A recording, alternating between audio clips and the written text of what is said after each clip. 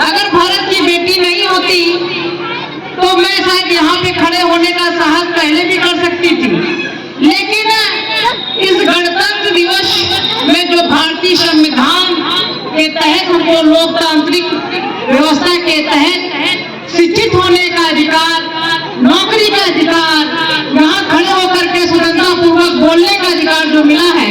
उस भारत के संविधान से मिला है, मैं उसको सशक्त नमन करती हूँ। यहाँ पर बैठे हुए जितने भी हमारे भाई बहन बच्चे हैं वो ये भारत के स्वतंत्रता से पूर्व गांव-गांव में विद्यालय नहीं हुआ करते थे, सभी को पढ़ने का अधिकार नहीं हुआ करता था। लेकिन जब 75 वर्ष पहले भारत के संविधान को गढ़ा गया,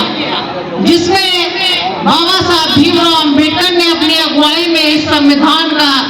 निर्माण किया, तो उस समय उन्होंने बहुत सारी सामाजिक परिस्थितियों को देखा था और देखने में बेटियों को तो पढ़ने का बिल्कुल अधिकार नहीं था, क्योंकि वो किसी श्रेणी में आती ही नहीं थी।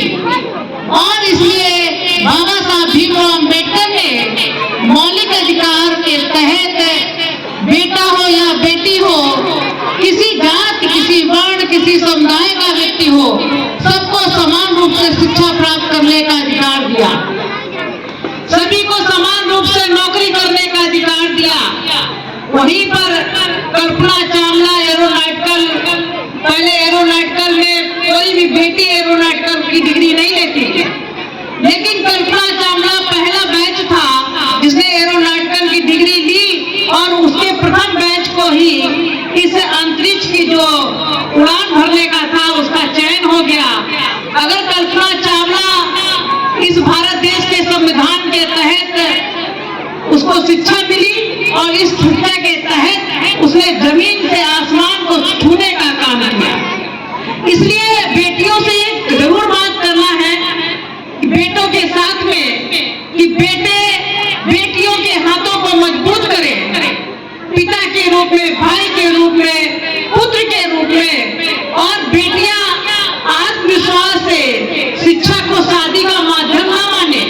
शिक्षा को आत्मनिर्भरता का बोध माने कि हमें आत्मनिर्भर होना है। आत्मनिर्भर केवल डिग्री लेके आत्मनिर्भर नहीं होते, मैं नौकरी करके यहाँ पर आत्मनिर्भर केवल नहीं हूँ, मैं मानसिक रूप से भी आत्मनिर्भर हूँ। जब मुझे कहीं रात में जाना है तो मुझे किसी का मुंह नहीं देखना है, मुझे कोई निर्णय लेना है तो मुझे किसी का मुंह नहीं देखना है, क्योंकि आत्मनिर्भरता के इस बोध में मेरे घर में जितना मेरे पिता ने मेरा सहयोग किया है, जितना मेरे भाई ने सहयोग किया है, उतना ही ससुराल में मेरे ससुर साहब और मेरे जीवन साथी ने सहयोग किया है। आपको लेकिन वो शक्ति दिखानी पड़ेगी, आपको ये दिखाना पड़ेगा समाज को, क्योंकि अभी समाज अच्छे से ये नहीं जानता है। बहुत वर्षों से टाई चढ़ी हुई है, बहुत वर्षों से जंग चढ़ी हुई है, वो ये जानता नहीं कि आपके पास वो क्षमता है।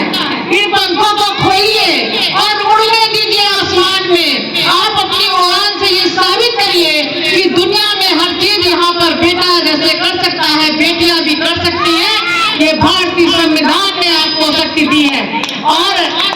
मैं दुष्यंत कुमार से बहुत प्रभावित हूँ, मेरी रचनाएं भी सामाजिक होती हैं। मैं उनकी एक लाइन मुझे बहुत अच्छी लगती है, मैं हर दर्द को पाल